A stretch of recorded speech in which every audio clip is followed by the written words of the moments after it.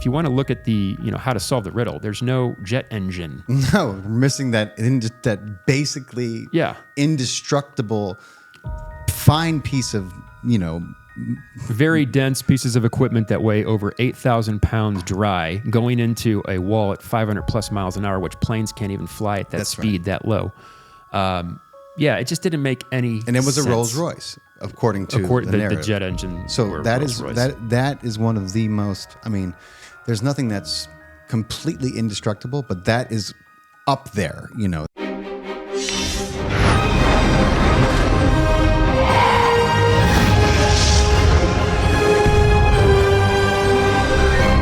Welcome to Far Out with Faust, everybody. I am Faust Chicho, and today I'm excited and I'm honored to be joined by Adam Eisenberg. Let me tell you about this man and what he has been very busy up to.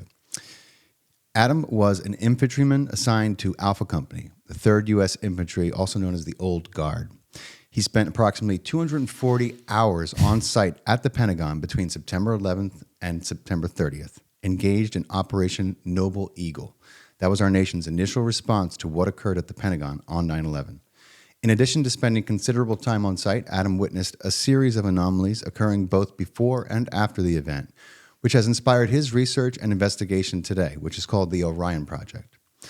With these efforts, Adam's intent is to spread public awareness surrounding the absurdity, aka the impossibility, as I like to call it, of the event, and finally usher in a new federal and international investigation holding the guilty parties accountable. When he's not working on the Orion Project, Adam enjoys spending time outdoors with his family and running in foot races in a variety of distances to raise money for veterans' issues. It's an honor, brother, to have you. Thank you so much, my friend. It's great to be here going far out with you. Absolutely, man. Man, so we've been talking for a while now, and I always tell everyone I trust where my intuition and my people lead me, and I had so many signs telling me, you got to find Adam Eisenberg, And so when the universe speaks to me loudly like that and clearly, repetitively, I'm like, I got to find Adam and talk to him. So we happen to have mutual acquaintances and connections and friends, and thankfully we were able to get in touch. Yeah, and people were saying the same about you. Oh, no shit. Get in touch with Faust. That's awesome. That's good to hear. And I, as people who follow the podcast know and remember, I'm very much into, and I've done a lot of research on this myself. I mean, some might call it extensive, but compared to someone like yourself, I don't know how extensive my research truly is. But I'm excited to have you on because you have a very unique, you were hands on, you were right there, and a lot has happened for you since you realized what you may or may not have been looking at, and also since you decided to do something with that information.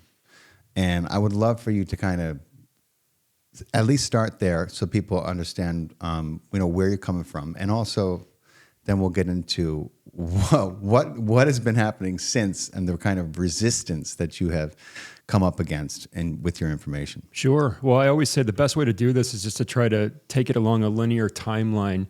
And this is a project I've always wanted to take part in. Even back several years ago, you had the opportunity recently to meet a friend of mine, and Yes. We met because he came into my branch and he saw a picture of me at the Pentagon on 9/11. I was a branch manager at a bank, and he said, "Oh, so you were there?" I said, "Yeah." And he goes, "So do you know that no plane hit the building?" And he kind of stood there looking at me, and I said, "Yeah, as a matter of fact, that's my position."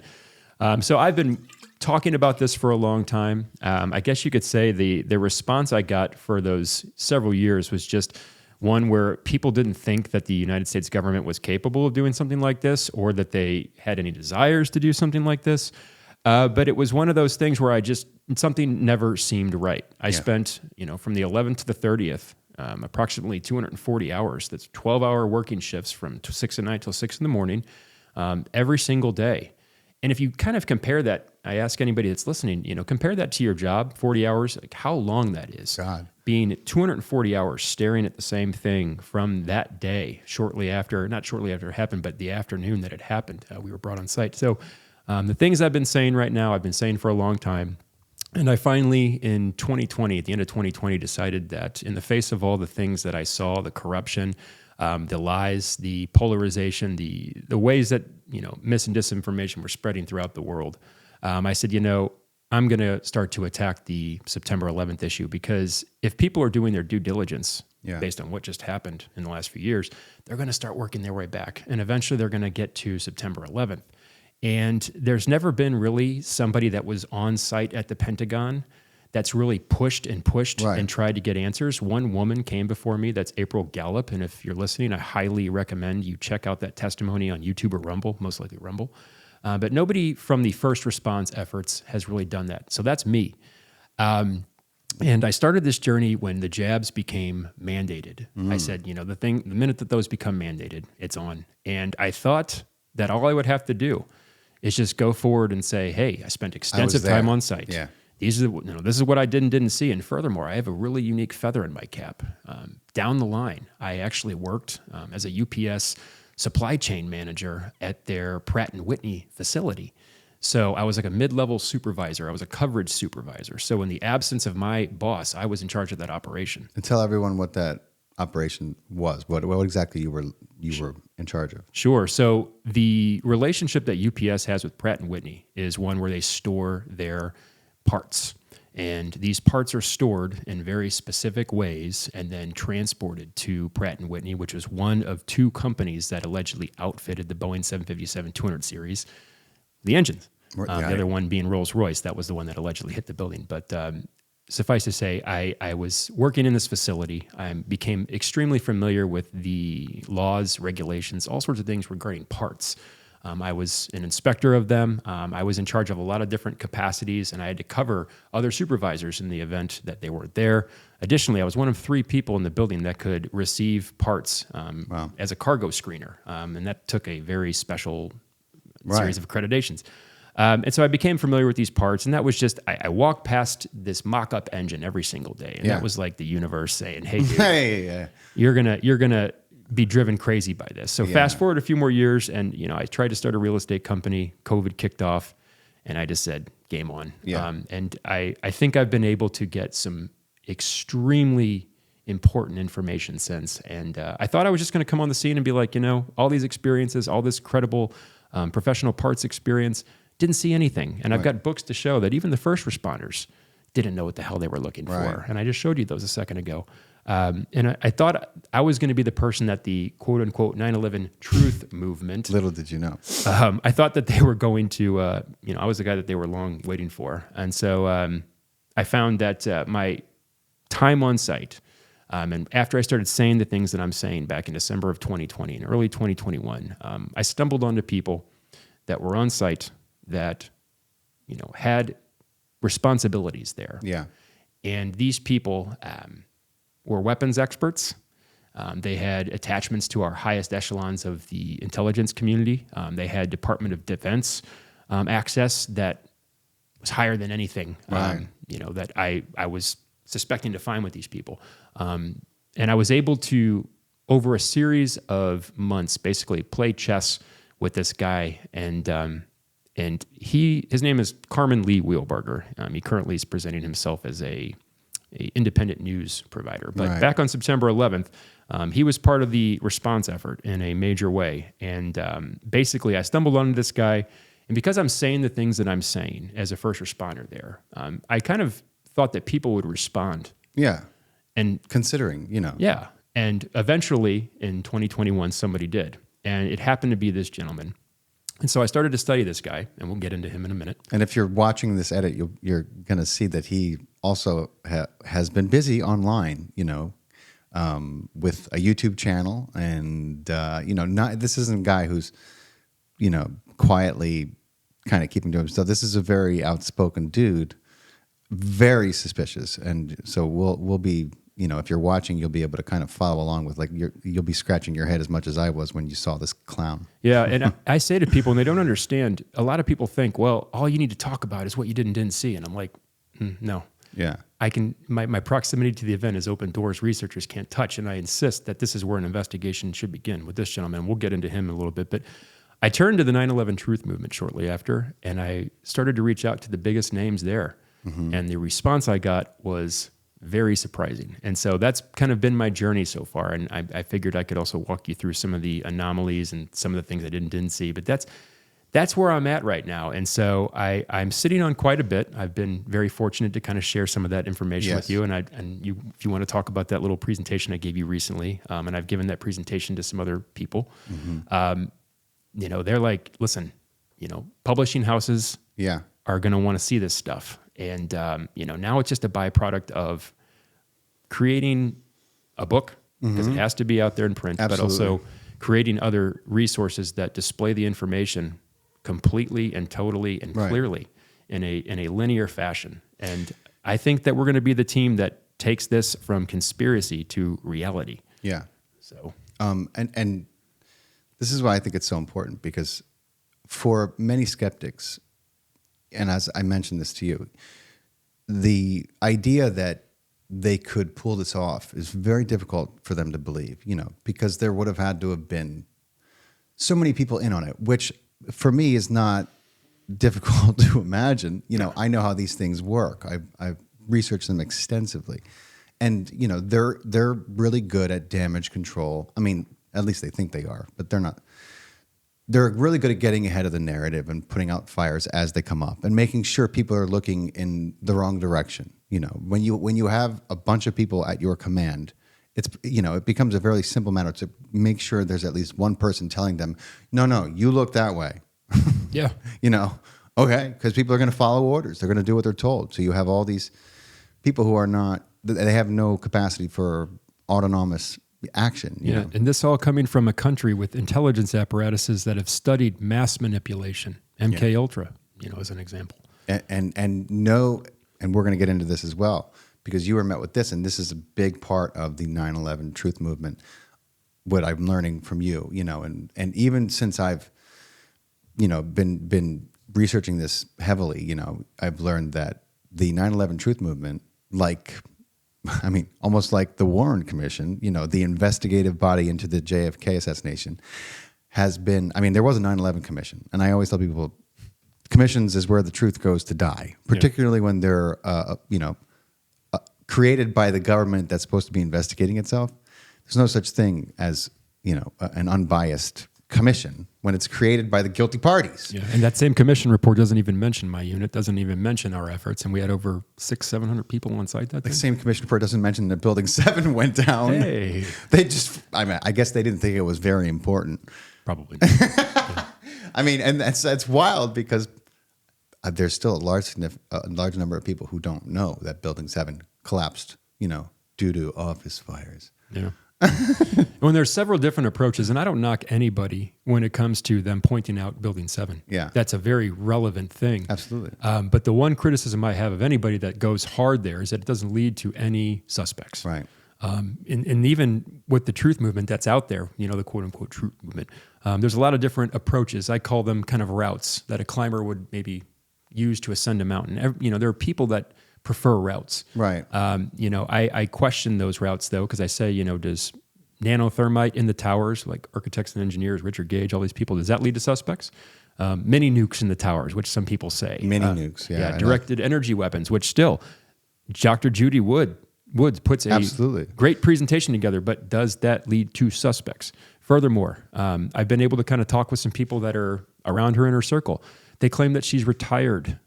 You don't retire from this. Yeah, she probably had enough. You can't retire from this, especially when you're the one who has put forth this idea. And so in part 2 of the special that I'm working on, I'm going to focus on her work and also some of the more lesser known absurdities. But it is true, and I was always of the mind that they had to have, the only thing that could have brought them down was some really state-of-the-art nanothermite, but even that doesn't make sense, because it was a dustification, because there was no seismic measurement. So Dr. Judy Wood's work makes some great points about the physics involved in demolition that do not adhere to the nanothermite conspiracy theory. That's a fact. You can't. So my biggest thing with how can you reconcile the fact that there was no seismic activity registered that should have been 100 freaking tons of 1 million tons of rubble per tower hitting the ground, it would have been immense, and it didn't happen. Yeah. What happened to the weight? What happened to the mass? Controlled demolition doesn't obliterate mass. It makes it fall down in big pieces, but the dust cloud makes a lot more sense when you think about the possibility of directed energy weapons and their use in that. Now, I think personally, when they're going to pull something like this off, they're going to use everything they can get. And we don't have an understanding of those weapons. We don't. No. And again, what is that? Well, when I hear about those, I just think, well, yeah, of course, George Bush and family, not only do they have, I think they have seats on the board, but they're longtime affiliates with, what is it, San Dimas, the weapons lab in New Mexico? They're affiliated with a lot of different things. Yeah, they're affiliated with all of them, basically. Yeah. But they certainly would have had somebody with access to these things, and if anyone could have procured them for something like this, it would be the Bushes. It would be that part of the deep state, for lack of a better term, to describe what these people do and what their function is. So that's what I think. But again, you're not going to implicate anyone. You're not going to. There's no help there. There is no accountability there. Yeah. And we'll share, some of the testimony that I've been able to collect from my lead suspects. And I found out, and this is according to him, that he was up in New York City, according to Lee Wheelbarger, training FDNY in 2001, in early 2001. He also said that he was part of an FBI kind of force that was like studying the Trade Center, the first bombing that was there. 1994, yeah. Yeah, it's like, so they did have access. This guy was up there, so he claims he was, and I don't try to get into the towers. I stick with the Pentagon, but he was up there training firefighters in, I think, the early summer of 2001. Then he all of a sudden, this is Lee Wheelbarger, goes across the country to start fighting wildfires and forest fires on the West Coast. And then 3 days before September 11th, he comes all the way back across the country, carrying all of his gear, all of his equipment, all of his stuff, stays at a hotel, even though he lives in Virginia, stays at a hotel in Virginia. And the story that he's been able to come up with is crazy. But, so they did have agents that were part of the government doing things up in the towers, and he admitted to it. Oh, yeah. So technically speaking, that was enough time in advance to place who knows what. Who knows what. And we have CIA whistleblower testimony saying, look, they were going in and out every night for at least 2 months. So I don't know what they did before that, but I can tell you that for 2 months leading up to it, that we had trucks going in and out of the World Trade, and we weren't told why, but I know that they was. Yeah. And I was just listening to that testimony, and I was like, yeah, too bad no one's ever going to air your testimony on fucking CBS or NBC, or maybe in 50 years they will. We might not give them any choice. Yeah. I firmly believe, and I will say this until I'm blue in the face, that my proximity to the event opens doors researchers just haven't been able to touch. In fact, I don't even think when it comes to the Pentagon, legitimate research has been done. Because 9/11 Truth is this battleground of broken links. And these people, and I used to give myself a really hard time when I first started. I was like, why didn't you do this sooner? But it was actually great. Yeah. It gave everybody else a chance to establish the battlefield. And I've been able to kind of come into it now and look at it all and see where people have gotten things right, where people have gotten things wrong. And then really formulate a strategy to try and get answers. And I've been able to get more than I ever dreamed imaginable. Right. I try not to get too heavily into the towers. But when it comes to the Pentagon, I think the Pentagon is the eye of the storm. And I am basically taking my information, including all of the evidence, not the beliefs, but the evidence that people working on this issue have created over the years.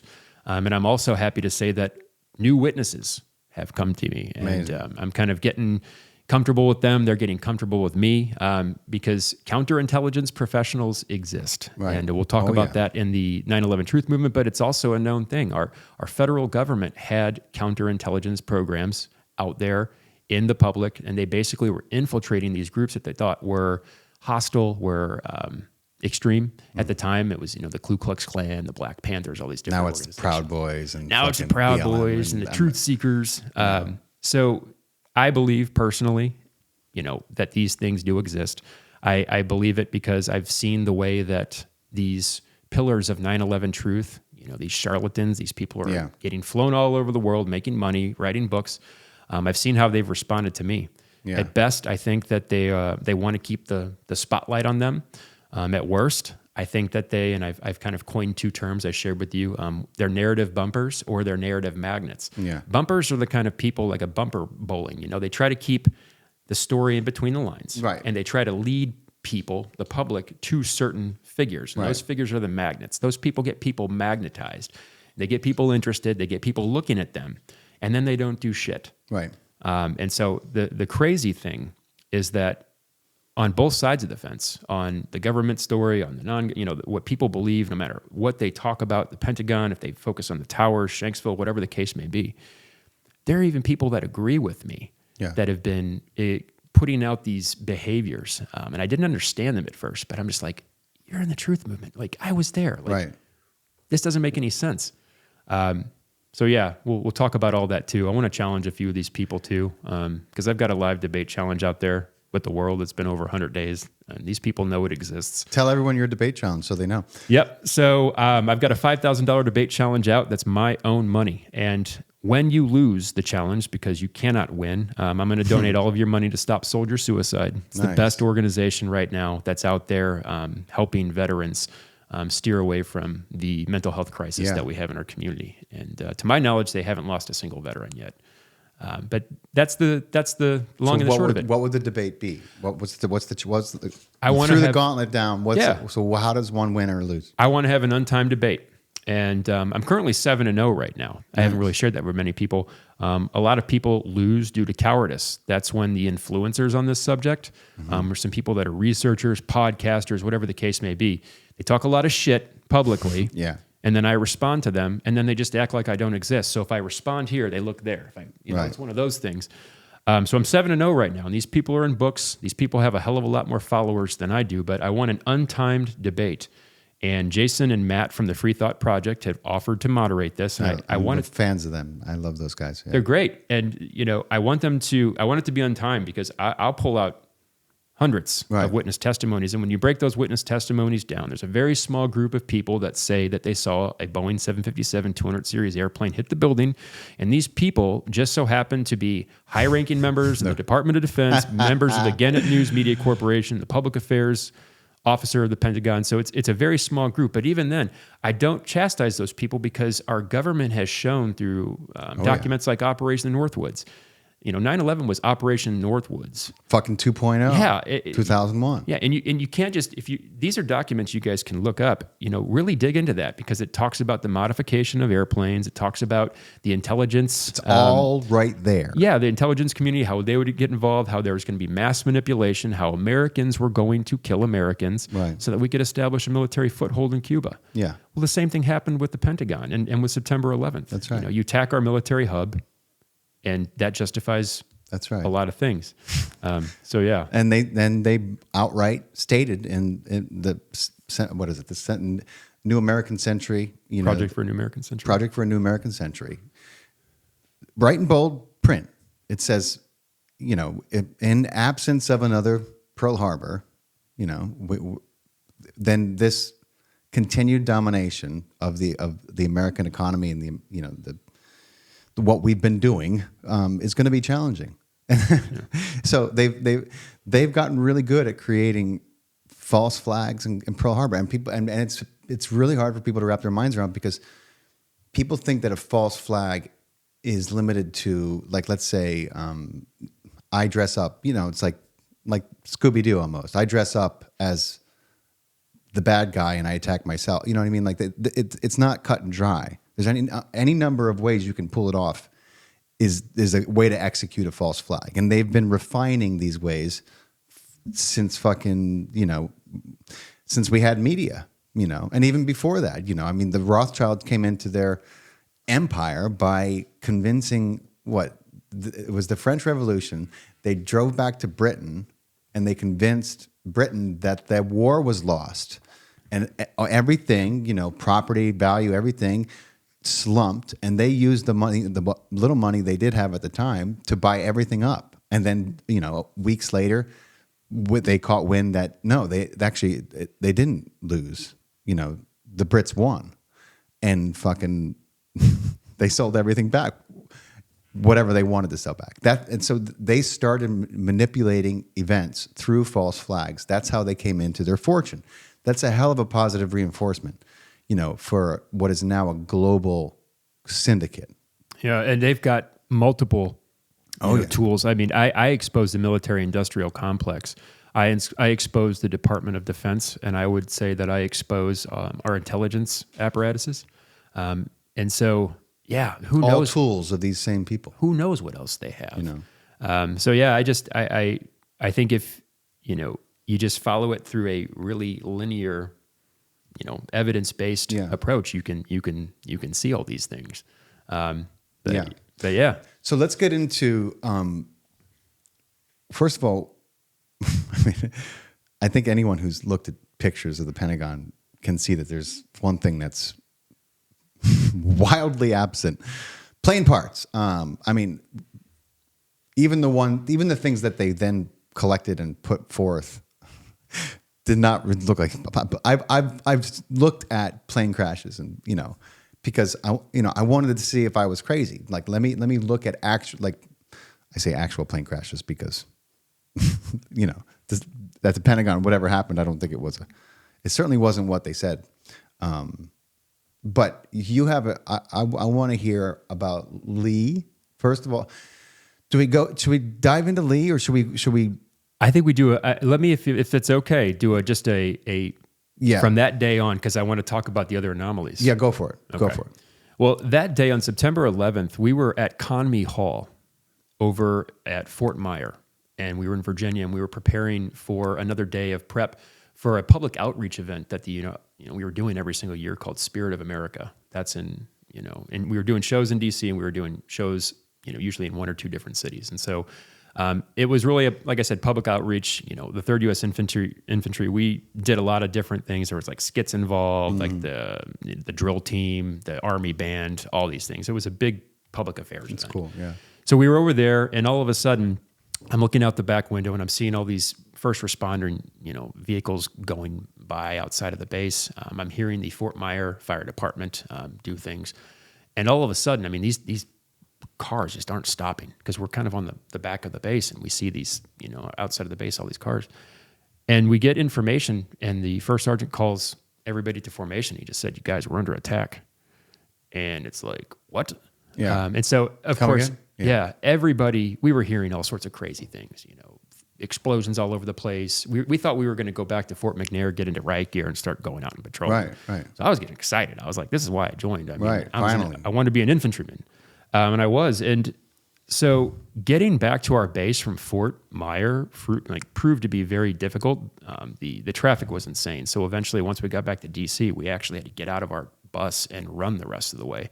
So I envisioned, Oh, wow. like a herd of buffaloes. We were a company of infantrymen running through these crowded streets. So people were probably like, what in the hell's going on? Right. I mean, they were trying to get out of the city, but still, that I can imagine that, that was a crazy sight. But so we get back to Fort McNair, and we wanted to beef up security. We were actually asked to augment the military police. And so our company wanted volunteers. And so I was a private full of piss and vinegar, and I volunteered immediately. Yeah, and I went downstairs. I get my weapon, my ammunition, and the arms room specialist hands me an empty magazine.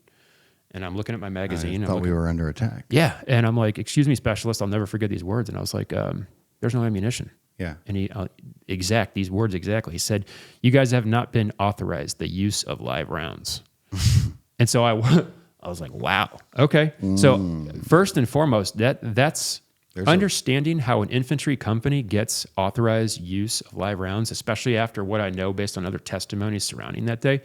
Everybody was getting really motivated and patriotic during September 11th, but after that event, I'll never forget, I was out on the guard shack with this really short Hispanic girl, and I said, "Have you got any rounds in that pistol of yours?" She's like, "I got 3 rounds. They didn't even give the MPs additional rounds. Jesus. Yeah, and I said, that was the day. September 11th was the day. I went into the military thinking I could do 20 years, and I was like, no fucking way. Yeah. No way. And this testimony of mine is actually backed up by another soldier that was in my unit. Unfortunately, he's no longer with us, but he gave a interview that is available. You have to go to the Wayback Machine to get it. But how when we had guard duty, we weren't given Yeah. any use of live rounds. His name is Sergeant Benjamin Yellett.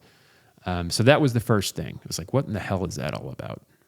Yeah. So that day, I was deployed to the Pentagon, and if you look at the official documents, it talks about how, and when I say official documents, I'm talking about the Arlington firefighting after action report. The official documents make a lot of mention of the old guard, but they don't really get into how extensive we were there, when we arrived, how we arrived, all these things. Yeah. And so I was there that day. It was the afternoon, and the medical response to 9/11, which is a book that you can find, verifies this. It talks about how General James Jackson, the Military District of Washington commander, received orders from General Weldon on the lawn of the Pentagon, telling him to get the Military District of Washington involved immediately. Yeah. And so they activated the Old Guard to do that. And their first response was about 100 soldiers from the Old Guard, even though we had multiple companies. And Right. later, anybody that wasn't involved in Arlington detail was basically sent over to the Pentagon. But I was among that first wave. And when I showed up that day, I remember very clearly looking over at the spot where the plane allegedly hit the building and thinking to myself, What the fuck? that's not what I expected. Because Right. at the time, full disclosure, I legitimately thought a plane, that Yeah. our government was capable of doing this shit, but I saw the planes at the towers. I saw what happened to the towers, and then I looked over here, and there's no camera and no video evidence that truly captures just how small that was. But I always say too, if you want to look at the, how to solve the riddle, there's no jet engine. No, we're missing that basically indestructible fine piece of, Very dense pieces of equipment that weigh over 8,000 pounds dry going into a wall at 500 plus miles an hour, which planes can't even fly at that speed that low. It just didn't make any sense. And it was a Rolls Royce, according to the narrative. The jet engine. So that is one of the most, there's nothing that's completely indestructible, but that is up there. That thing is very, very impervious to heat. And there is nothing in that crash that would have incinerated a Rolls Royce fucking Boeing engine. Well, and you just said the word heat. And so that's another thing that a lot of people don't talk about. And we can get into it down the line. But there was allegedly, according to the documents, extremely high levels of heat, even days after the event, under the collapse portion of the building. Wow. And so when we got there, I was very surprised because we had a shit ton of people, 100 people were there, and there was, a lot of different federal agencies that were going in and doing things, a lot of firefighting, local firefighters. And it's like the typical Army saying of hurry up and wait. Like we get there and it's like, and I'm looking at this black hole and nobody's doing shit. And the first day we literally sat outside and didn't do shit. And after that, the Old Guard started to get orders en masse for companies to come on site. And you can find these testimonies from multiple company commanders in a book called Then Came the Fires. And that's when we started to really get to work. Right. But even on C-SPAN, General James Jackson, the Military District of Washington, you can find testimony of him and talking with Chief Schwartz, the gentleman that was in charge of the Arlington firefighters that day.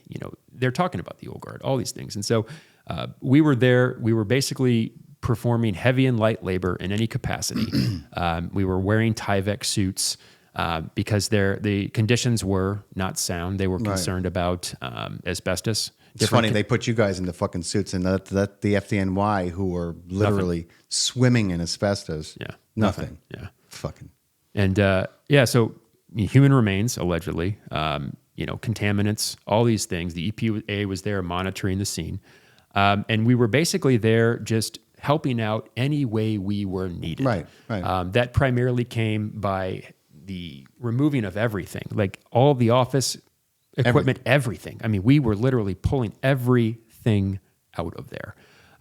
In addition to that, anytime we found something when we were lifting, stuff that looked like it was a body part, any type of remain, we would immediately stop. We would get the agents that were working there, a lot of different agents, and they would do what they were doing. And then they would, perform whatever it is that they were performing. And they would call us back once those bodies were in the bags. And we would come and get them and take them to the morgue. And I want to make it abundantly clear because I really I've been dying to say this. In my 240 hours on site, I never once saw anything that looked like a plane part. I never once saw anything that looked like an individual that had died on a plane. I didn't see any personal effects that looked like luggage. Every single thing that we saw, every body that we saw, was somebody that was killed inside the Pentagon. And furthermore, what I didn't see pales in comparison to one of the testimonies that I showed you. And if you want to get that testimony out, we can talk about it. But what really began my journey, and I was finally able to to find some kind of evidence of this.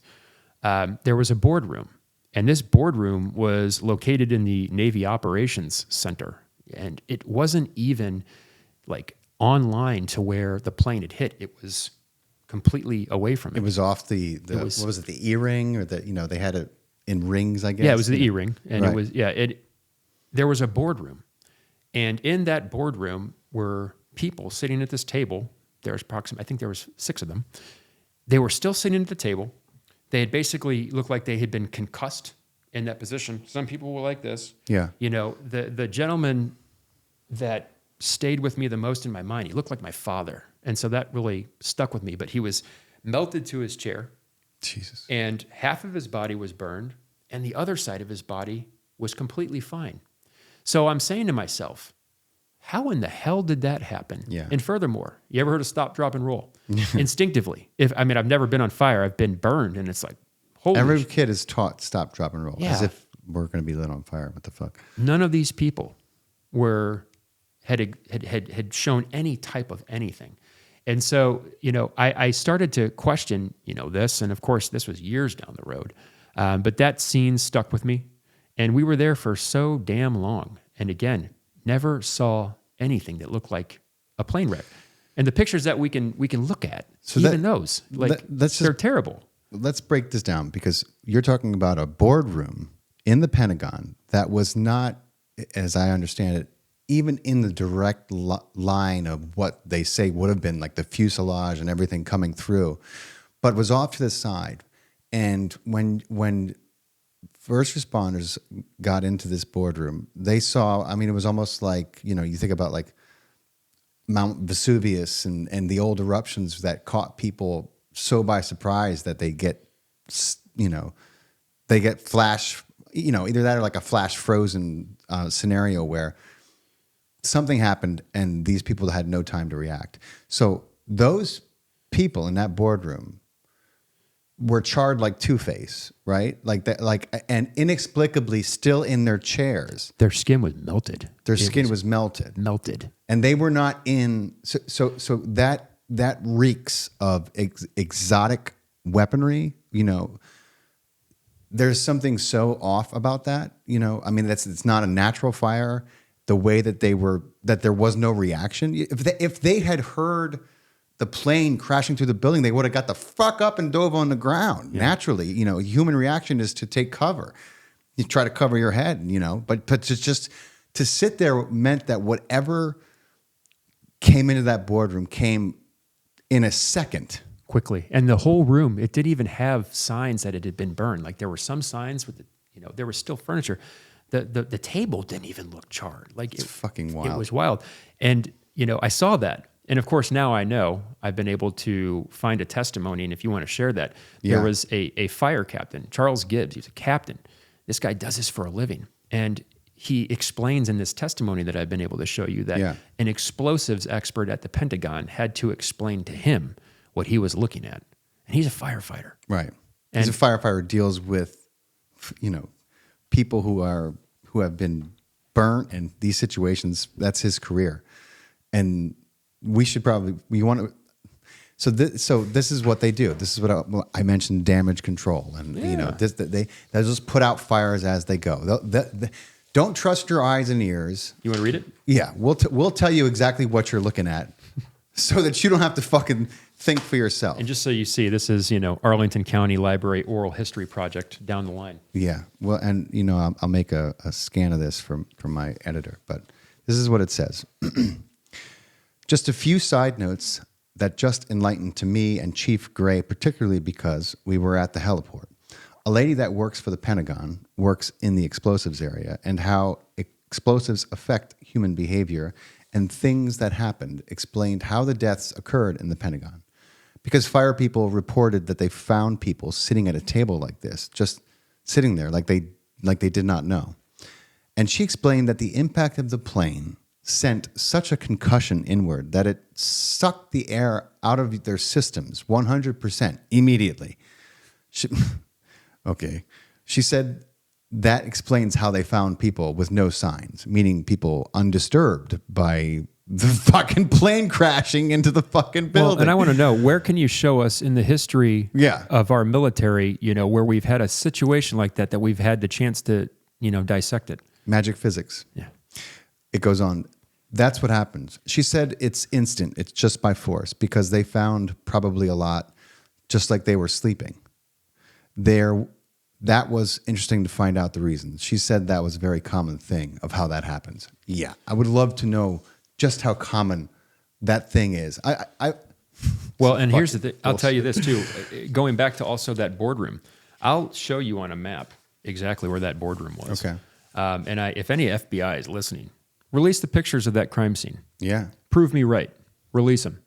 I primarily look to testimony such as that, and, with no victims, no sign of a plane crash. But then there's this book. Yeah. And I think that another, absolutely relevant piece of evidence is found in this.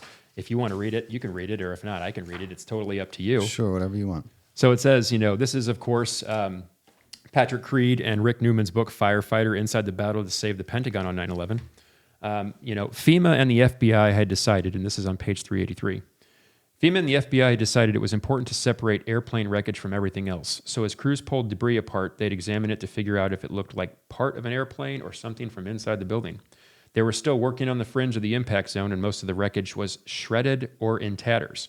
In fact, this is the most important part, hardly any of the recovery crews had any idea how to identify portions of an airplane, nor did the FBI agents. So workers would hold up a piece of metal looking for rivets or highly machined aluminum to help them guess. Airplane, they'd say to each other.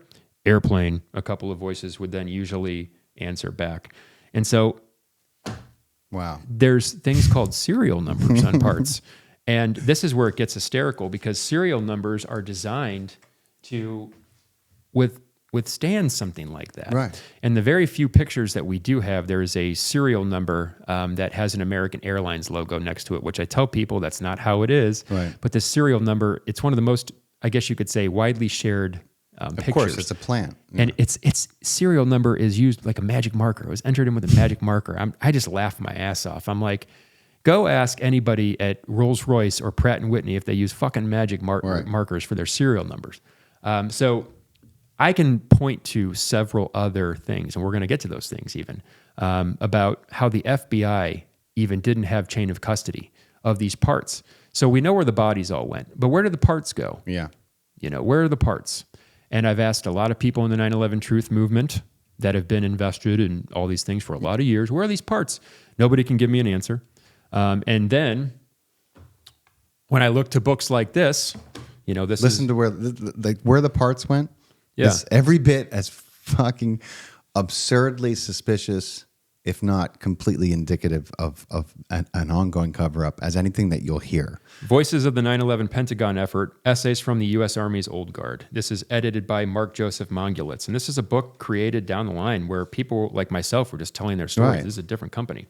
So this is the testimony on page 23 of a gentleman by the name of Christopher M. Bradley. He says, as the DEA completed their evidence searches, they boxed up the findings and loaded them into white, unmarked Isuzu trucks. Now, that's important first and foremost. You have to understand that the FBI were the ones that were in charge of the evidence. But Right. I've got multiple testimonies like this where old guard soldiers were moving all sorts of evidence. The DEA was doing things. So strange. Right. Chain of custody is a real thing. You're supposed to have chain of custody. Absolutely. So as the ranking soldier in my team, I was stuck driving. My team was armed. First and foremost, if I wasn't even armed, why is this guy armed? Right. It's like, what? But what the fuck? And I was given a paper map with step-by-step instructions. Wow. No escorts to carry this, this evidence that was, subjected to hazardous conditions. Right. So yeah, my team was armed and I was given a paper map with step-by-step instructions. The breaks were so bad, I remember them to this day with great distaste. So not even operable. Right. We left the Pentagon, traveled to a secret government warehouse, and unloaded the evidence. So this evidence was not kept in an environment that's conducive with tainted evidence, contaminated. The warehouse probably, contained retired presidential limousines, huge items under thick plastic, and I'm sure the Ark of the Covenant from Raiders of the Lost Ark, but we didn't see it. Damn you, high mill plastic. That same day, we were treated with a quick visit to the DEA headquarters in Pentagon City. Now, this building is right across from the Pentagon, and I'm curious if they have any footage from that day or if they were even around that day. I don't know, but the agent gave us some DEA shirts to wear while we transported evidence. I felt like I was cheating on the Army while I wore it, but seeing the envy in a few battle buddies' eyes made it bearable. So, barely operable moving trucks, armed. Then the nonchalant unloading of crime scene, evidence, which was known to be tainted with it was hazardous material. Exactly, and could in any number of ways needed to be handled. Literally with gloves, and meanwhile they're dumping it into a fucking unmarked, unknown government warehouse where there's other relics that are clearly being stored for whatever reason. And let's talk about the DEA. There's two examples that are highly suspicious. This is the first one, because if you look at the official documents, it's alleged that they only served in a volunteer capacity. So I want to know who the fuck those volunteers were. B, the Arlington After Action Report, which we can get into in a second, was conducted by a group out of San Diego, a military industrial complex, company, that allegedly, according to the late Daniel Hopsicker, if you guys aren't familiar with his research, I would say check it out. But there was a lot of dirty DEA ties down there in San Diego. And that organization, Titan Systems Corporation, the group that they did the After Action Report. Yeah. You can't even get any information on the grant that was put forth to hire these companies. I went to the Department of Justice in the last month, spoke to one of their FOIA officers. He's like, I don't know what to tell you. I can't even get you this grant information. Right. Because in the first few pages, it talks about how it came from a Department of Justice grant. But this company was awash, according to Daniel Hopsicker, in corruption with the DEA out of San Diego. So what are these people doing? Yeah. Why, if you look at the ATF, the After Action Report, which we can get to that in a second, that's how an After Action Report is supposed to look. Right. It's got skin in the game, signatures, all sorts of things. It's got things that make it valid. 100%. Not the case with Arlington. Not the case at all. Right. But making it loud and clear, never saw anything that looked like plane parts, never saw anything look like, bodies that were on planes. And I'm taking that now past my opinion. That's other people's opinions too. Corroborated. Right? Yeah. So I've been screaming that for a while. But so one would think, okay, that's it. That's it. No plane parts, no bodies, whatever. Okay. Right. But wait, there's more. Oh, yeah. So from the 11th to the 30th, we were on site. On October 11th, we retired the flag that was hanging off the side of the building. And, moving along, we were starting to get back into our daily routine. Not long after that, we experienced something that still to this day, there is no historical record of. As everybody knows, in September 11th, post-September 11th, there were a lot of anthrax attacks. Yeah. My specific company, Alpha Company, 3rd US Infantry on Fort McNair, was a victim of one of these attacks. Wow. And the FBI, of course, pinned it on somebody in their ranks and said that, that he was responsible. Of course, long after the fact, right? And he killed himself before he was going to get caught. Right. But my question is... If he actually did it or if he was just patsied and suicided. They came in, they cordoned off our mailroom. They started sending our mail through these anthrax processors. It's like what in the hell's going on here? Right. And nobody was saying anything to us. And so it's like, my question is, why in the hell did that happen? Because if you go back and if you look, there is no historical record of this. They talk about all the other places where anthrax was allegedly sent to, but not Fort McNair. Right. So why were we the victims there? One of my teammates has a theory. He said, you guys were first responders. They probably wanted to further traumatize you a little bit. Right. Also, the way that these entities seem to work, they do these things and they make recommendations on ways to better the government. And so there was a lot of, and I don't even know all the details of this, but a lot of contracts and different procedures that were changed because of that incident. I haven't even really gotten the chance to look into it, but I think they also wanted to have the ability to like look at our mail, to legitimately get into our mail, see if we were writing anything, So absolutely, that's a small thing, but relevant, because they I haven't been able to get any answers to that. And of course, down the line, I linked up with one of the leaders of the 9/11 Truth Movement. I'm going to mention her later. I mentioned this anthrax attack to her. I said, who are the anthrax experts within the 9/11 Truth Movement? She goes, well, of course we are. The 9/11, or the Lawyers Committee for 9/11 Inquiry. Right. She's on the board member. Her name's Barbara Honegger. And I said, well, I've got proof that an anthrax attack occurred. That's not on record. Furthermore, this is not opinion. I showed her a lay statement that I used with the Veterans Administration. I went to the Veterans Administration and I filed some claims for PTSD, and I used a buddy statement. Right. So it was accepted. Yeah. I'm a traumatized PTSD disabled vet. And I said to Barbara Honegger, would you like access? Would you like any information on this? And of course, no, thank you. Or she just ghosted you. Well, she didn't ghost me. That's a whole other story. We'll get into her in a second. But yeah, never bit down any harder on that. So that anthrax incident occurred. I've been trying to get answers there. The FBI allegedly created an after action report on that. Oh, I've been so busy. It's a good thing. It's a good thing the people who fucking were probably responsible. So for everyone who's listening who maybe doesn't recall the chain of events, but following 9/11, just to make sure that the fear had not, slowed down from its crescendo that they were building, there was a series of quote anthrax attacks, letter attacks, which were sent to, I think one was sent to the White House, all over the place. Yeah. And these were considered terrorist attacks because there was a lethal amount of anthrax in these envelopes, and of course I think the notes were signed by fucking, Al Qaeda or whatever, whoever. Death to America. Taliban, typical fucking garbage, for the mainstream to just gobble up and regurgitate. And then what you probably didn't hear, because it didn't come out till later, was the fact that we were responsible, just like the rest of it. We were responsible for the anthrax. Came from American labs. I think they found someone who they said was the person who was guilty, as if he acted alone. And then of course Bruce Ivins, I think is his name. Yeah. I'm sure, he ended up suicided or he did. Yeah. No, he died.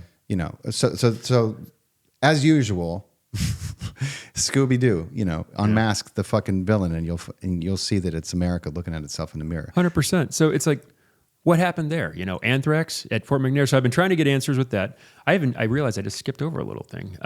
Prior to going into the Pentagon on 9/11, they were asking us to sign NDAs. I was going to say, yeah. Yeah. And that's another thing I've been trying to get to the bottom of. It's like, we're en route to this national... It's an emergency. We're under attack. Catastrophe. Sign here. Sign on this dotted line. It's like, are you fucking kidding me? Oh my God. So going past all that, the anthrax incident, all that stuff, I got out of the Army. And I realized that my experience changed me in a lot of ways. And the mental health response and the medical response to the Pentagon attack was lacking. This is new. This is not anything new. It's known. So I started to engage the Veterans Administration back in 2009. I was like, I got some issues I want to address. So I got into the VA and I got in there and I said, hey, I was at the Pentagon. I told them my story and I applied for benefits. And it took them 2 years to deny my request because they could not find any proof that I was at the Pentagon or that I was active duty Army, even though if you search my records, you could see a MEPS, documentation. You could also see my PLDC, my Primary Leadership Development Course, Commandant's List documentation. But my DD-214, all these relevant documents, my Army Achievement Medal from the Pentagon, all this stuff. Of course, I have the original documents. Right. But you cannot get these. There's no way for them to verify any of that because it's been erased from all the databases. My 12 and a half year journey with the VA, which was actually it was over 12 and a half years. I finally got an initial answer in 12 and a half years, but it went over 13 years to get to the bottom of it. It took forever because I had to rely on lay statements and a number of other things. But that's one thing I say, like, where is my shit? Where are my records? Right. I'm not the only person in my unit that can say this. Wow. There are others. So in 2017 and 2019, I filed multiple requests with the Department of Defense to get my paperwork. Of course, they sent me some things, very small file compared to what is actually out there. Yeah. So that's another anomaly that I've just been kind of like, okay, what in the hell? What the fuck? Yeah. Absolutely. But fast forward, like I said, eventually we all saw COVID. We saw it for what it was. Right. And I kind of I haven't trusted the government for a very long time. I was watching a lot of friends continuing to die in Iraq and Afghanistan. Our debt was not going down. No. All these things were happening. And it just, I don't know, like, it's like, yeah, it motivated everything. And when I started to do what I'm doing, like I said before, that's when I skipped into the anomaly of all anomalies. Right. And that's Lee Wheelbarger. And the way that basically goes down, if you want to jump into him now, we kind of absolutely talked about him for a little bit, but.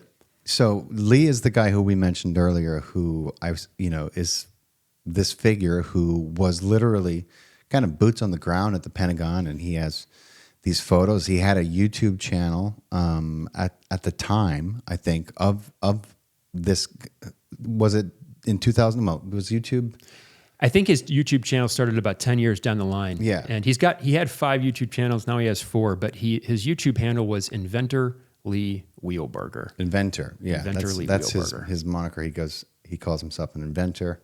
And very interesting family history. So yeah, I was going to say he couldn't have had a YouTube fucking account because I don't think YouTube was a thing yet in 2001. Yeah.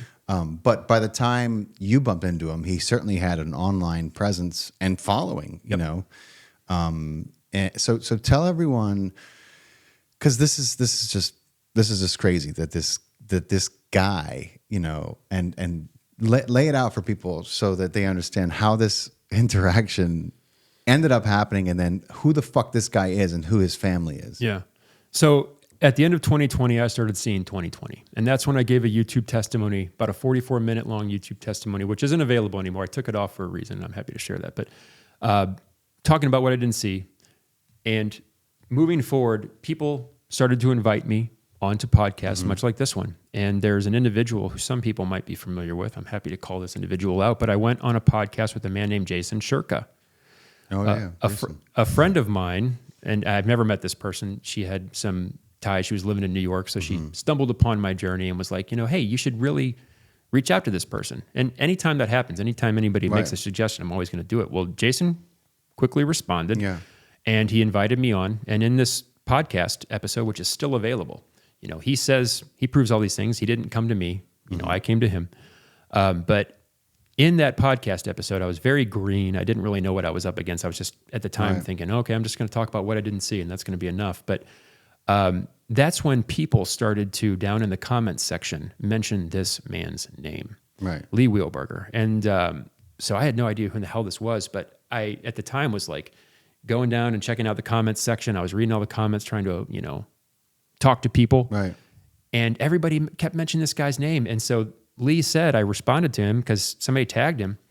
And I realized right then and there, that his channel, like, he was called Inventor Lee Wheelbarger, but he was also providing like an independent, paid news source. Subscription service. Yeah. And he positioned himself as this DOD expert, former techno spook. He later on down the line, and we'll get to this, talked about how, back when he was doing spooky things, and this guy's got, and he's not bullshitting. Like, if you listen to this man, he has very in-depth knowledge. He talks about like the bases, the things you find outside of the bases, the little restaurants outside of the bases that he used to go to. So this guy was basically providing the world with news and trying to position, himself as kind of this person that's exposing the globalists and exposing all these things. Called himself Inventor Lee Wheelbarger, but then was kind of transitioned at the time to this news source that he called KLW World News. So at the time I said, hey dude, I want to, nice to meet you. I wrote him, he wrote me on Jason's little thing comment saying, section, hey, right? come on, I'd be happy to speak with you. And I said, sure, here's my email address. Well, I never heard from him. And I started to study him, and I realized, that this guy did not like to be challenged. Talked a lot of shit about anybody that kind of went against the official narrative. Right. And so, days became weeks. I hadn't been hearing from him. And then I decided that I was going to kind of shake the snow globe a little bit and see what I could potentially get out of this guy. So I didn't talk any shit. I just went back to the Jason Shirka comment section, and anybody that commented, because people were saying that he was in charge that day, that he was the head of logistics. That he was on site that day. 100%. Right? And I know much more about him now, but it's like at the time I didn't. And so all I said to him was, hey, it's been a month. Yeah. Why are you ducking me? And I did that on every single comment that had talked about him. Well, lo and behold, at that exact same time, he, at that time, was in the middle of a live news broadcast where he was on with hundreds of people on his YouTube channel, KLW World News. Right. And in that moment, one of his people that had tagged him, who was an admin, not an admin, a moderator on his YouTube channel, started to feed him messages that I was saying. And so in the live audience, in front of a live audience, he was starting to like say things about me. Right. And I'm at work at the time. I'm listening to this stuff happen, and I'm like, holy shit. Started to lie about me, started to say things that absolutely weren't true. And my jaw just hit the floor, and I listened to this guy basically go on and off, and then on and off, and then on and off for over an hour about me. And so that right there, I was like, what? Yeah. Why would he? Why would he do that? You're entitled to a different opinion, but motherfucker and me, like saying, ultimately, why have beef with you when you're just another person who technically was there that day? Very respectful. Very respectful to him when I reached out. Well, that first response to him, to me, and I've got all this recorded. That's when I knew that something was fishy, that, if we were going to actually have conspiracy, we would need people on the ground. And so my investigation into him began right then and there. And on that day, I was able to find out through a comment. Somebody had asked him on that news channel where he was bitching about me if he had any ties to Katie Wheelbarger, very high-ranking Department of Defense government employee. And he said, well, of course I have a relationship with Katie Wheelbarger. And so defensively, he said that. Look up that woman. Yeah. Look up that woman. She's like a fucking Victoria Nuland, only, United States domestic and foreign, she's a fucking war hawk. I mean, how else would you describe her? Served directly for Cheney, served Kasich, served McCain, served Secretary Chertoff. Oh my God. Was with him, served in a lot of different positions. So he admitted that tie right there. And coincidentally, I started to research her down the line. She was about to be appointed to a very high, the highest intelligence positions by Trump. And then at the 0 hour, he nixed her and was like, I question your loyalty. Wow. Probably because her involvement with Cheney. Trump hated Cheney. Oh, not Cheney, McCain. Oh, yeah. Yeah. That was years before, though. And the interesting thing is that across both sides of the spectrum, this woman has been kind of, lifted up as an expert. Yeah. And here's the thing. I'm trying to be, just because that woman might have proximity to him through a family or whatever, that doesn't necessarily mean that she's bad news, but it definitely doesn't look good on him when he's saying that he has these types of ties. And so, my research... government ties, he can say that he's, kind of monitoring and reporting on the government, but when you have direct ties to that government, you can't really be unbiased, can you? 100%. And so my journey into him began. That was the first interaction. Down the line on September 11th, this was September 11th, 2001. This guy knew I existed. I had basically been challenging him. Right. That was the first time I made it very clear that I was prepared to call him out. And so I did that on September 10th on my Instagram, and you guys can still go back and look at this. I did a exposing video of him, basically breaking down that first interaction where he was talking all sorts of shit. I did a pause and play video. So go to my Instagram, Awakened Adam. You can look at this still. And Maybe I invited... We'll play it. We'll find it. I'll play it over this. Yeah, you can still there. B-roll it, yeah. I asked him, if you want to come on live and join me and defend any of this, go right ahead. Well, didn't do it, of course. Well, the next day, September 11th, he did a 8-hour and 45-minute long presentation that he called the most extensive documentary on the subject. And in that, he provided his timeline of the event. And you can still go back. I did a live on September 11th while he was doing this. And I was giddy. I was like, you're fucked, dude. You are fucked. Yeah. And so I knew right then and there, 8 hours and 45 minutes of testimony, the impossible timeline about what he did and didn't see, what he did and didn't do, talks about all sorts of shit with evidence, how he personally handled it, how him and he's got pictures of himself and his team, all and his team all over the, and meanwhile, when you look this guy up to find out what his official capacity was, what did you find? Nothing. How fucking suspicious can we get? Especially when he says that he's in the 9/11 Commission report. Oh my God. Whoops.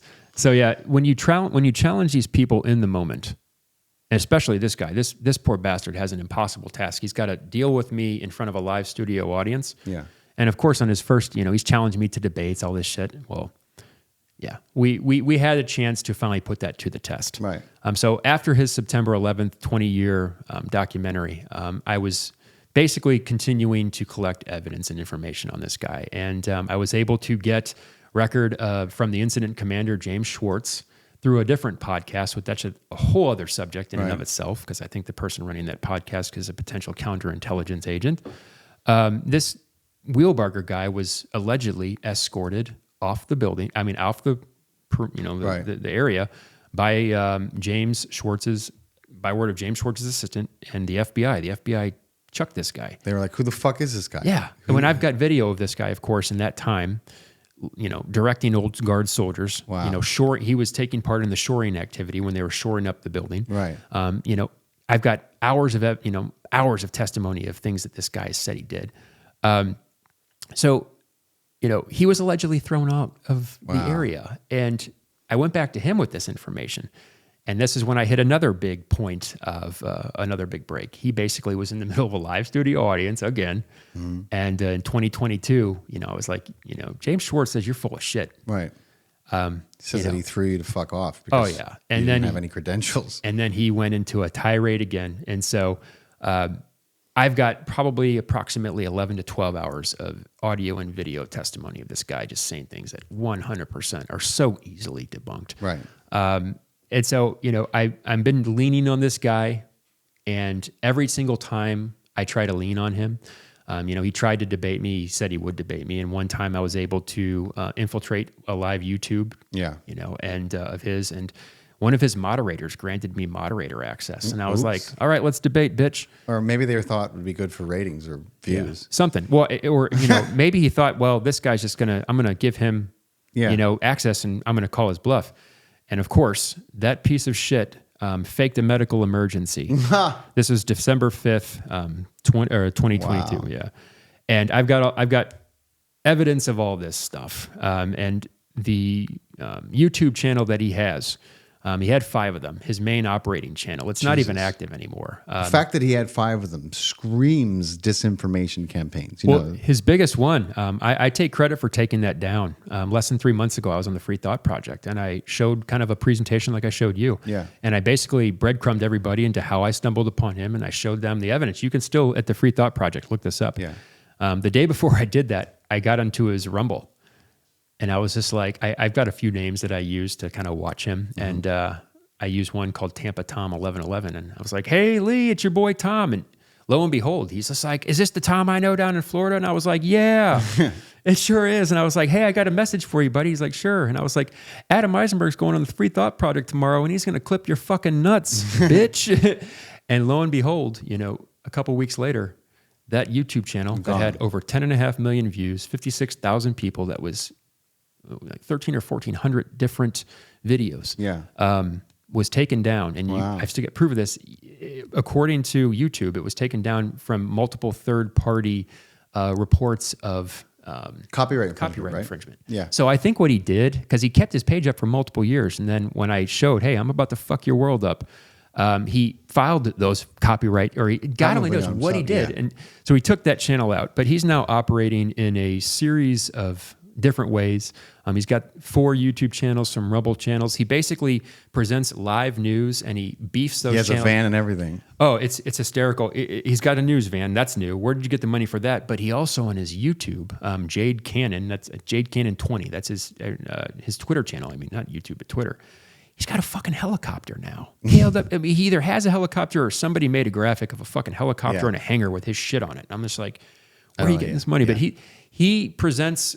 He's got moderators that basically pump news through Rumble and YouTube, and then what they do is tell everyone the basic content of this news and what they're doing. It's World War III watch, of course. World War III watch, pro-Ukraine, pro-Ukraine, pro-Israel, pro-bloodshed, pro-fucking military-industrial complex spending. 100%. And not only that, if you look on his YouTube, or not his YouTube, I keep getting all the social medias mixed up. If you look on his Twitter, I showed you a couple pictures of him giving the governor of Virginia a tour of the Pentagon. And then in 2015, I got pictures of him over in Ukraine with the head of Ukrainian military intelligence and Lee's personal attorney.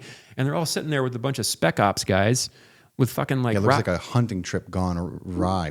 Extremely awry. Automatic weapons. Yeah. It's my God. So yeah, this guy is now pumping... God only knows how many people there. His even though I've been able to, and if he legitimately lost his YouTube channel, so be it. I'd take it out, whatever. But he has now he would. Are you familiar with Buy Me a Coffee? That website. I've heard of it, That's how he's operating now. He's got this paid news source where he's driving people to that. If you say anything at all that's anti him, his moderators will quickly snap you off. Wow. So that's where he's operating basically now, and we haven't even gotten to be able. We couldn't touch all the things that I could talk about this guy, and especially with the evidence. I mean, he even admitted to having connections to the JFK recovery team, the assassination recovery team. Wow. And it was one of my greatest enemies in the 9/11 Truth Movement that said, if you want to understand this microcosm that happened today, telling people you got to go back to JFK. Yeah, that's one of the first things I learned. It's like, listen, there's a legacy of fucking Murder Inc. here, and it goes right back to JFK. I mean, it goes further back than that, but where you can really start to put tangible finger on it, in the fingerprint and the signatures, go back to JFK. Yeah. Because Operation Northwoods, there's your staple. I mean, JFK refused to. You got to understand that Operation Northwoods was proposed by the Joint Chiefs of Staff of the United States. General Leminster. You know what I'm saying? Like. How does it make you feel hearing this? If you're an American citizen, knowing that even back in 1960, was it 62 or 60? It was 63 or 64 or one. Yeah. That the Joint Chiefs of Staff of the United States put a proposal in front of the president, the elected person who was supposed to represent the people of the United States, that proposed that they kill civilians and go and in order to start a war which was over resources in Cuba. He signed off on it. Not Kennedy. The general signed off on it. That's right. He wanted the Joint Chiefs of Staff were cool. They wanted Kennedy to sign off on it, and he said no, which is, it became very clear to them, I believe, at that point that this was a problem, that they were going to have to separate what they wanted to fucking do with the highest office in the land, because it just wasn't going to work out when they had to deal with somebody who has the slightest bit of fucking morality and scruples, and then all their plans get hiccuped and fucking held up. Yeah. Invasions get canceled and shit. They can't have that. You know what I mean? The CIA has its own fucking Air Force for a reason. I say this jokingly, but if you look up General Leminster's picture, he's on there and all this stuff. Yeah. You look down, he's probably displaying a Freemason ring. Like, yeah. I don't know. Surprise. I know. It's like, I don't know about all that, but I don't always think he say got that far. I know, right? But just to summarize, so here's this guy working the day of everything happening, directing people with his own team. He's got no credentials. You can find no trace of him belonging there in any official capacity. And he's still operating. Only now he's promoting World War III and hyping up, these wars, these proxy wars that America is sponsoring and involved in. Yeah. And again, for what few skeptics are left. How do you reconcile all these anomalies? Well, And these are what you can consider, smaller and practical anomalies compared to, I don't know, the fucking boardroom. You know what I mean? All these other things, yeah. And all these other enormous anomalies, which... Again, I don't say this. Because somebody might be related to somebody, or if somebody says, "Oh, I'm getting information," or of course there's a relationship there. That doesn't make them bad, right? But it's kind of like the final example when it comes to, I kind of tied to Catherine Wheelbarger. It's like, he said it, not me. Catherine was let go at the 0 hour by Trump. Yeah, she goes and becomes a vice president at Lockheed Martin. Oh, shocker! And then here's where it gets even crazier. Biden appointed her to the Reagan institutions, Reagan-created Institution of Peace. That was a Ronald Reagan. She's now, and so she got confirmation. She got express confirmation, like the best. It was like pushed through. People, how do they look in the mirror? How do they sleep at night? And she's now a board member at the Institution of Peace. War is peace. It's like Orwell said. Yeah, everything will be fucking backwards. That is mind-boggling and not surprising in any way, because we do give the Nobel Peace Prize to people who have committed massive acts of genocide and atrocity. So I mean, I don't know why it surprises me, but you've run into, and people should be aware of this. There are pillars in the 9/11 truth movement who are putting out disinformation, misinformation, and that is to keep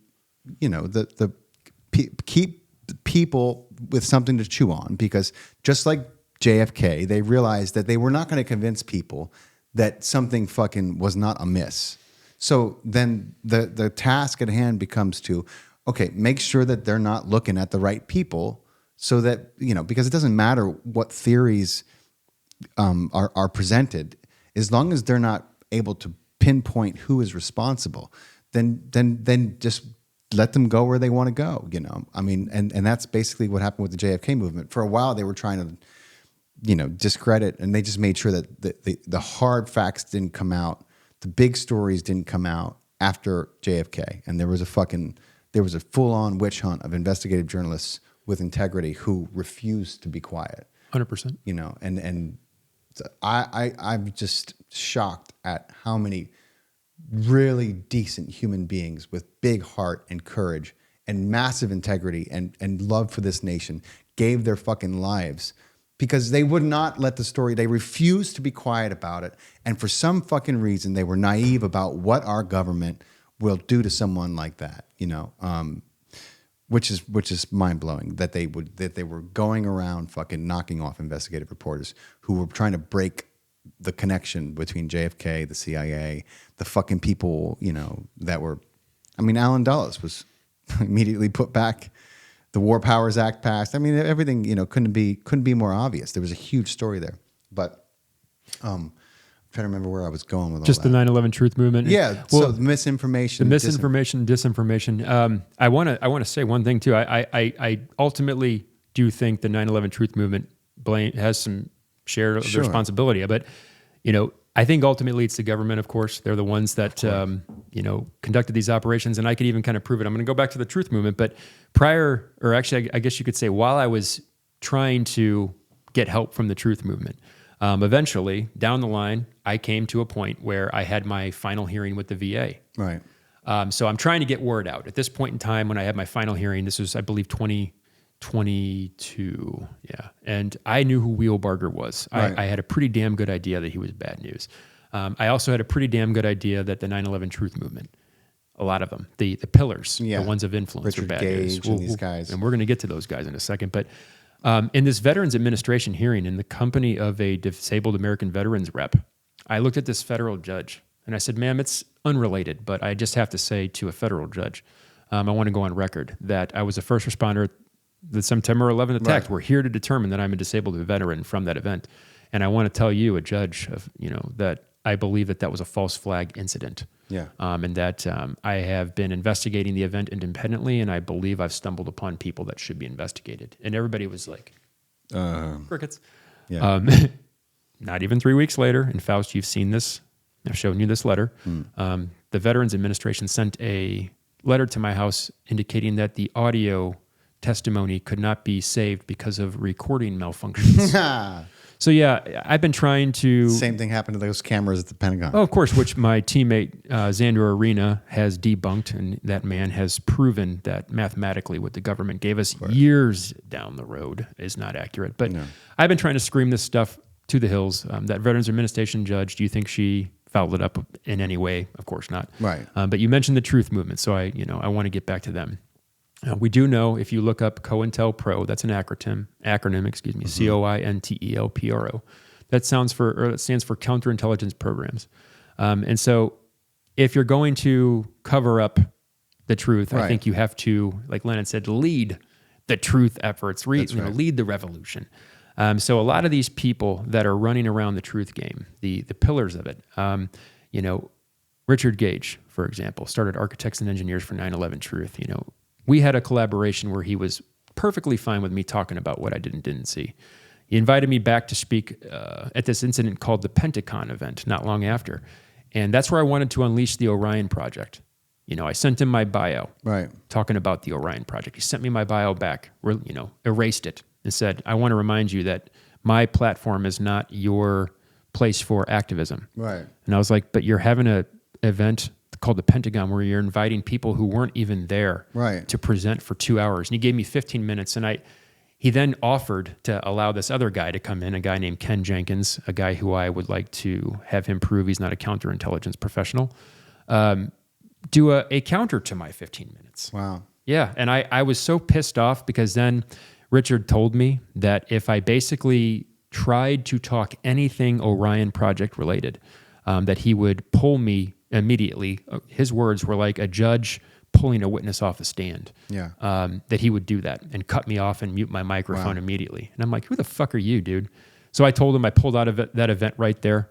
And I'll say right now in front of the microphone, Richard, you're doing a lot of presentations and, you are leading people and there are people that are looking to you. Richard Gage is the controlled demolition Thermite, yeah, he believes really in the thermite narrative, but he's kind of the face of 9/11 Truth. Yeah. And homie, I think you're a charlatan at best, and at worst, I think you could be a counterintelligence professional because we know these people existed, and we know that the government has the ability to fund these people. Absolutely. We've got trillions missing. The Department of Defense has had 5 failed audits, and so Richard, I want to know why you changed my bio. I want to know why you gave me only 15 minutes.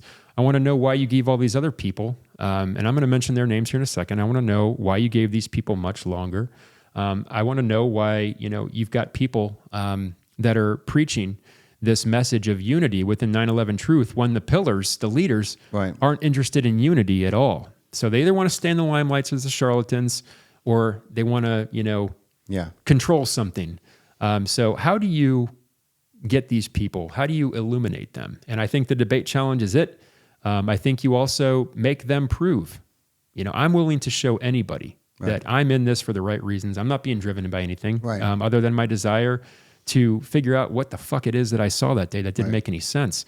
And ultimately to show that the United States and God only knows what other countries have the ability to perform these incidents that are massive, that change the world. That's right. Forever, regardless of what we think.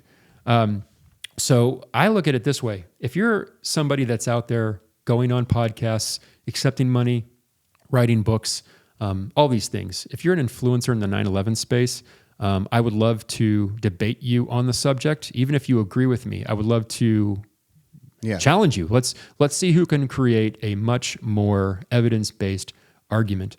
Because all these people, like I said, the Richard Gages with the nanothermite, the people even that are looking at energy weapons, I say, does it lead to suspects? Right.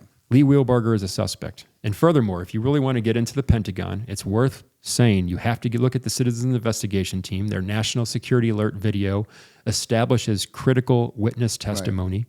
Pilots for 9/11 Truth was an organization that's not around anymore. Unfortunately, my teammate Xander Arena has been able to get their videos, but you got to look at their videos.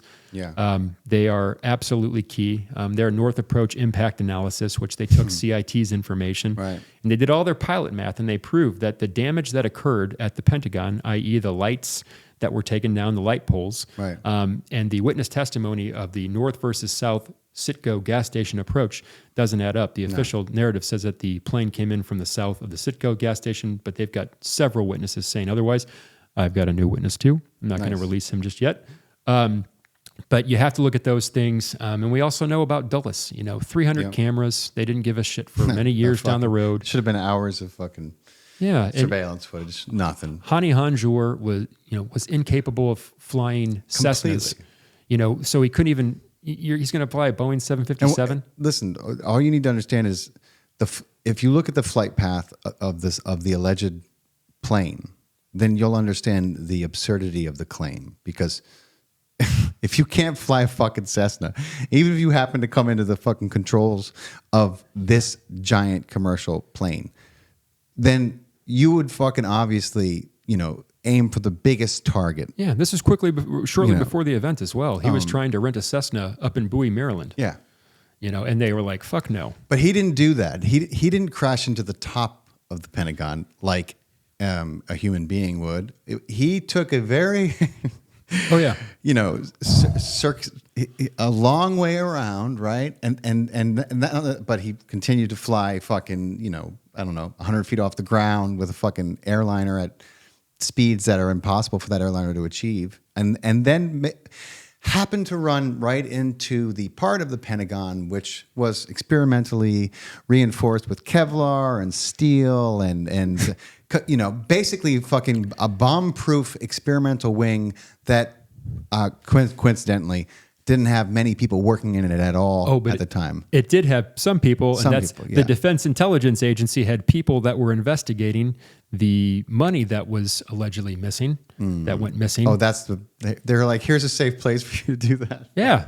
Wow. Yeah, and they were the ones who probably got fucking incinerated. Well, I also think that portion of the building, if you look from from the above looking down, there's a cross section that covers all the different rings. Yeah. It's like the first couple of floors, and so you can just say, oh, well, it's being hidden by the cross section. Yeah. Furthermore, that part of the building, it's if you, and I challenge anybody, get Google Earth out and go to Interstate 95, both sides of it, and drill down on that feature that allows you to get down in the street. Yeah. And you can see that the Pentagon is slipped very low. Like you can't see shit. Yeah. That's a very easy corridor to make something totally disappear. You've got Arlington Cemetery across the way.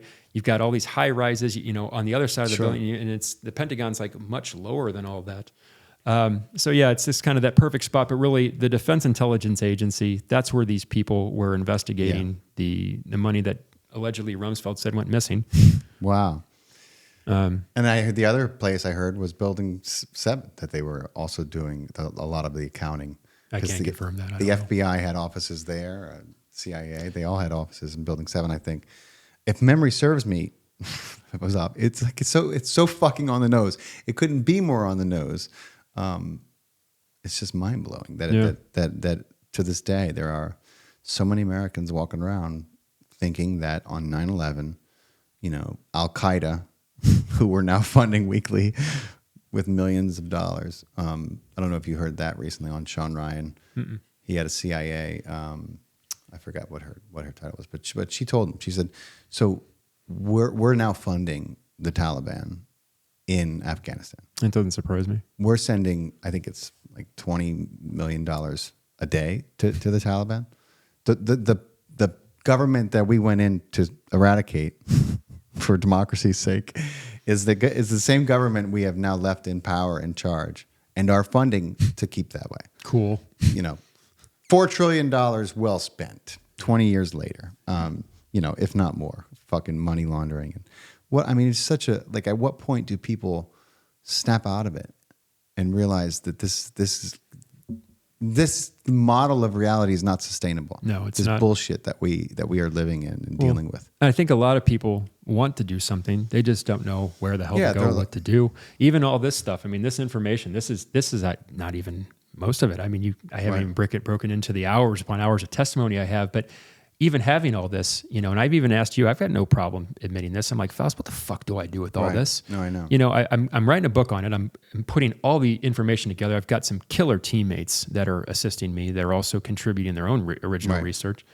But it's like knowing is not enough. Yeah, What the no, I hell do know. we do now? And so I think, and we talked a little bit about this, a lot of people have the argument that you can't vote your way out of this. Yeah. I do think that the right people are going to have to come in because humans made these laws. Right. We are going to have to destroy these laws. And who knows when that's going to happen, how that's going to happen. I have faith that, people are out there doing the same type of research that I'm doing. Right. And that people are going to come forward and just say, look, come what may, Right. I'm going to promote this information. And, we'll let the public decide. Absolutely. I think that's all you can do, and you're fighting the good fight. And as far as this mess that we're in, surely there is an infinite amount of scenarios and possibilities where we find a way to slowly but surely take back, what was the dream of this country when it was founded, in response to the fucking tyranny that was in Europe and in Britain. And, the people fled there for a reason.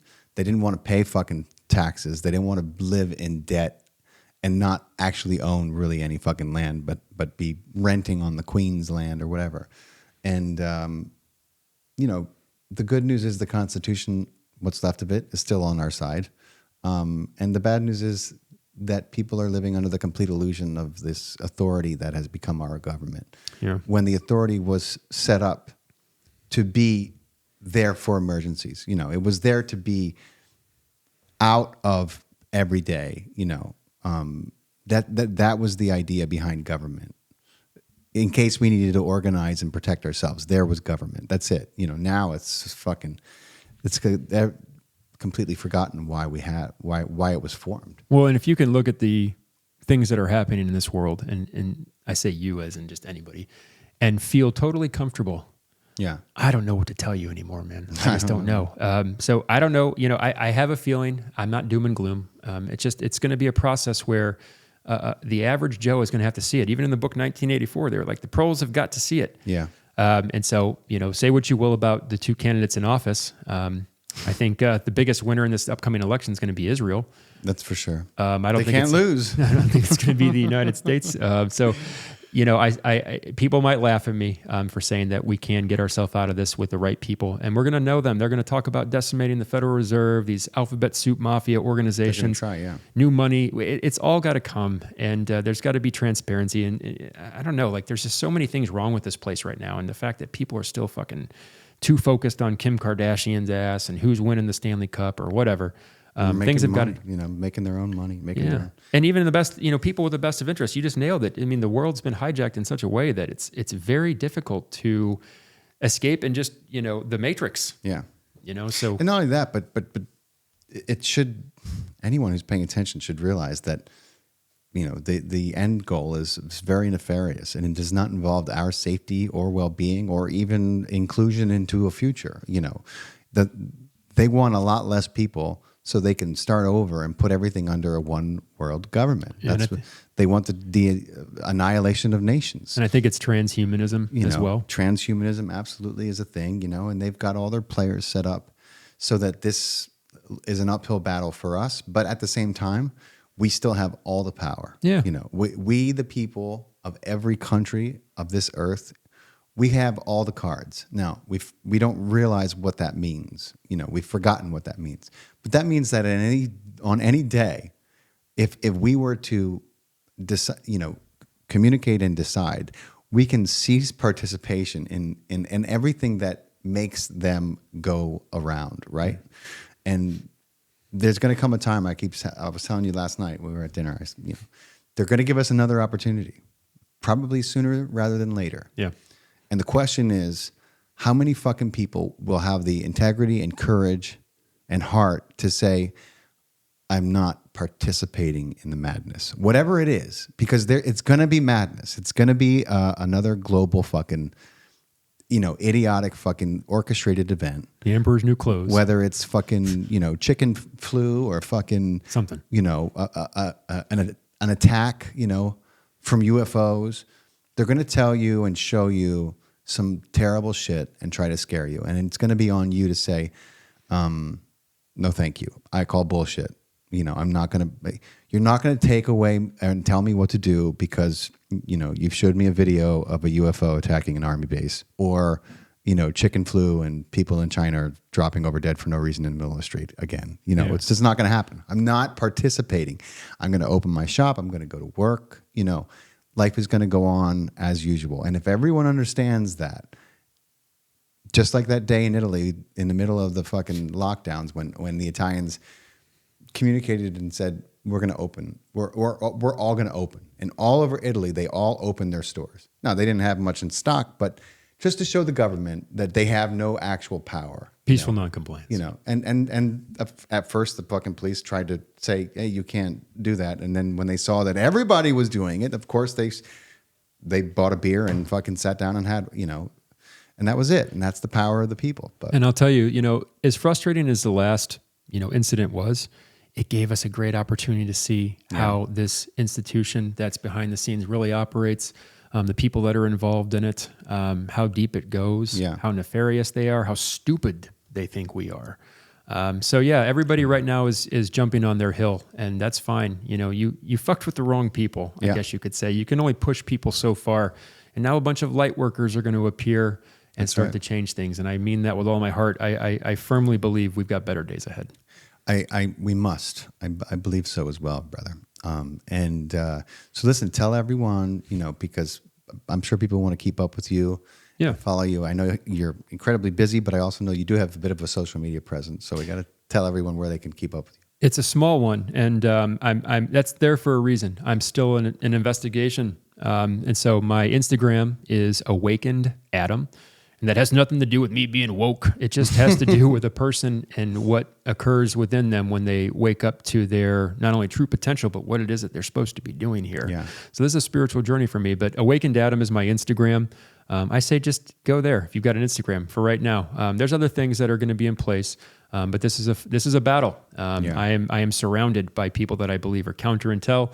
And I've also got people that are suspects, and so I'm doing the best I can to get everything in line slowly, but correctly. And so, Awakened Adam is my Instagram. Follow me there and just get your popcorn ready. Absolutely. And we're very much anticipating your book as you slowly but surely finish it. That is going to be a tremendous record and addition, I think, to this collection of testimony, which completely destroys the phony narratives that we were sold. Shout out to Tim Shields, by the way. Thank you, sir, for helping me. And so obviously I'm going to keep up with you. I'm still doing my own research and compiling information for, the next podcast that I'll do myself on it. And I'm going to include everything I've learned from you, and your contribution to my own knowledge has already been immense. So I'm grateful dude, very few people would choose to do what you're doing, because it's not as rewarding and fun as there's a lot of resistance, and it's a fucking shitty, it's a hard hill to stand on, right? My wife sees it. She's just like, Jesus, I don't know. Yeah. And so I want to say thank you to you.